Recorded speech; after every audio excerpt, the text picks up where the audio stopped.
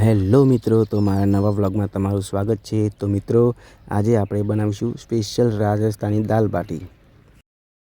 તો મિત્રો, સૌ પહેલાં તો આપણે મિક્સ દાળ લઈ લઈશું, જેમાં તુવેરની દાળ, મગની દાળ, ચણાની દાળ, પછી મગની મોગર દાળ, એ રીતે આપણે છૂટક મિક્સ દાળ લઈ લીધી છે મિત્રો, અને એને સરસ સાફ કરી લીધી છે મિત્રો। તમે જોઈ શકો છો મિત્રો, મિક્સ દાળ નાખવાથી દાળનો ટેસ્ટ ખૂબ જ સરસ આવે છે। પછી મિત્રો, આપણે દાળને ધોઈને પલાળીને એને કુકરમાં બાફવા મૂકી દઈશું મિત્રો। અને બીજી બાજુ મિત્રો, આપણે દાલ બાટીની જે બાટી બને એના માટે આપણે એક બાજુ તૈયારી કરી લઈશું। તો એના માટે થોડો ઘઉંનો ભરેલો લોટ લીધો છે, જે આપણે ભાખરીમાં વાપરીએ છીએ એ લોટ લેવાનો છે મિત્રો। અને એમાં થોડો સોજી નાખીને આપણે લોટને આ રીતે બાંધી દઈશું મિત્રો। જો તમે જોઈ શકો છો કે લોટને બહુ ઢીલો નથી બાંધવાનો, થોડો કડક રાખવાનો છે। અને પછી આ રીતે એની ગોળ બાટી વાળી દઈશું મિત્રો। જો તમે જોઈ શકો છો આ રીતે એને બરાબર મસળીને ગોળ લુવા વણી લેવાના છે મિત્રો। આપણે જે આ બાટી માટેનો લોટ લીધો હતો એમાં થોડો અજમો નાખ્યો હતો, પછી થોડું જીરું નાખ્યું હતું, મીઠું અને મરચું મસાલો થોડો નાખ્યો હતો મિત્રો, જેથી કરીને એનો ટેસ્ટ પણ મસાલેદાર આવે મિત્રો। જો મિત્રો, તમે જોઈ શકો છો બાટી ખૂબ જ જોરદાર તૈયાર થઈ ગઈ છે। જો એકદમ રાઉન્ડ શેપમાં આપણે દાલ બાટીની બાટી બનાવી છે। હવે મિત્રો, બાટીમાં એક ખાસ પ્રોસેસ કરવાની છે। ચપ્પા વડે આ રીતે ચાર બાજુ 4 કાપા પાડવાના છે મિત્રો। આવું કરવાથી આપણી જે બાટી છે એમાં તળતી વખતે જરાય પણ કચાશ રહેશે નહીં, અને અંદરથી પણ સરસ ચડી જશે। આપણે દરેક બાટીને આ રીતે એક પછી એક કાપા પાડી દઈશું। જો તમે જોઈ શકો છો મિત્રો, અને આ પ્રોસેસ ખૂબ જરૂરી છે મિત્રો, જેથી કરીને આપણી દાલ બાટીની જે બાટી છે એકદમ આપણે ટેસ્ટમાં ક્રન્ચી લાગે અને સરસ લાગે, જેથી અંદર જરાય પણ કચાશ રહે નહીં। હવે મિત્રો, આપણે બાટીને તળવા માટે કઢાઈમાં તેલ લઈ લઈશું મિત્રો। કઢાઈમાં જે તેલ નાખ્યું હોય એમાં આપણી બાટી સરસ રીતે ડૂબી જાય એટલું આપણે તેલ લેવાનું છે મિત્રો। તો તેલ ગરમ થઈ ગયું છે, આપણે એક પછી એક એમાં બાટી નાખતા જઈશું।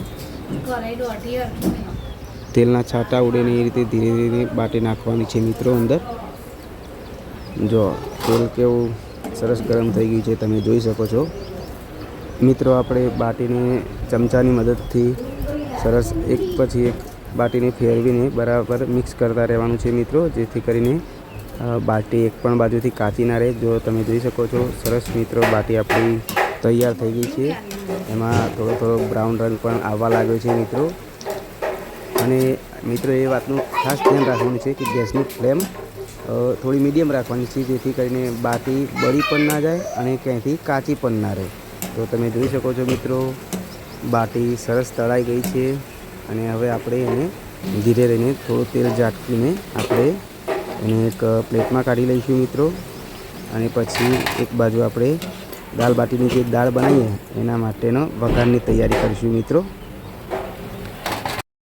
તો વઘાર માટે મિત્રો, સૌ પ્રથમ તો 2 મોટી ડુંગળીની એકદમ નાની ચોપ કરી લીધી છે, અને 2 મોટા ટામેટાં અને 2 નાના મરચાંને સરસ સમારી લીધા છે। એમાં જ આપણે મસાલો કરી દઈશું, મરચું, મીઠું, હળદર, પછી ગરમ મસાલો, કિચન કિંગ મસાલો, એક પછી એક આપણે ટેસ્ટના પ્રમાણમાં નાખતા રહીશું મિત્રો। થોડો દળેલા ધાણાનો પાવડર પણ નાખશું આપણે મિત્રો, જેથી કરીને એનો ટેસ્ટ પણ જળવાઈ રહે મિત્રો। આપણે જે ટામેટું સમારેલું છે એમાં જ આ બધો મસાલો નાખીએ તો આપણો મસાલો જે છે એ સરસ શેકાઈ જશે। હવે ગેસની ફ્લેમ ઉપર એક તપેલું મૂકશું, એમાં આશરે 3 થી 4 પડી જેટલું તેલ નાખશું મિત્રો।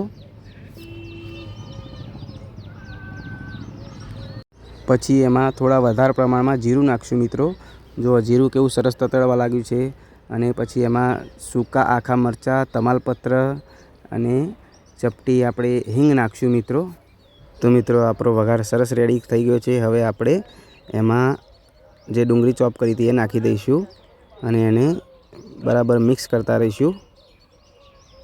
ચમચાની મદદથી સરસ એને મિક્સ કરવાની છે મિત્રો। ગેસની ફ્લેમ મીડિયમ રાખવાની છે મિત્રો, જેથી કરીને ડુંગળીનો જે વઘાર છે એ તપેલાના તળિયે ચોંટે નહીં। જો તમે જોઈ શકો છો કેટલો આપણો સરસ વઘાર થયો છે મિત્રો। થોડીવાર મિત્રો ઢાંકી દઈશું આપણે અને પછી થોડીવાર પછી ઢાંકણ ઉગાડીને જોઈશું તો ડુંગળી સરસ શેકાઈ ગઈ છે. ચમચાની મદદથી થોડું મિક્સ કરી લઈશું.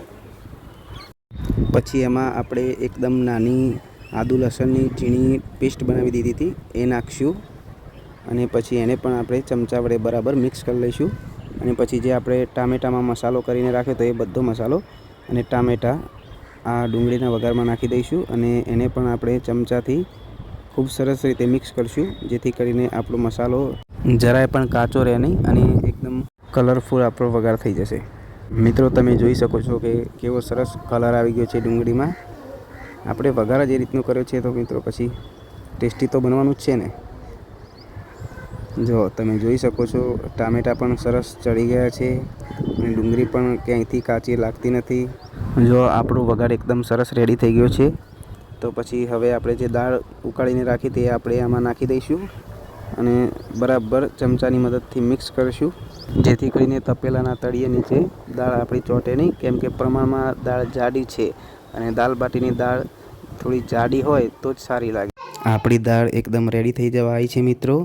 હવે આપણે એના તડકા માટેની તૈયારી કરીશું મિત્રો. તો એક નાની કળચીમાં આશરે 3 થી 4 ચમચી જેટલું ઘી નાખીશું અને ગેસની ફ્લેમ ઉપર ધીમા તાપે એને થોડું ગરમ થવા દઈશું.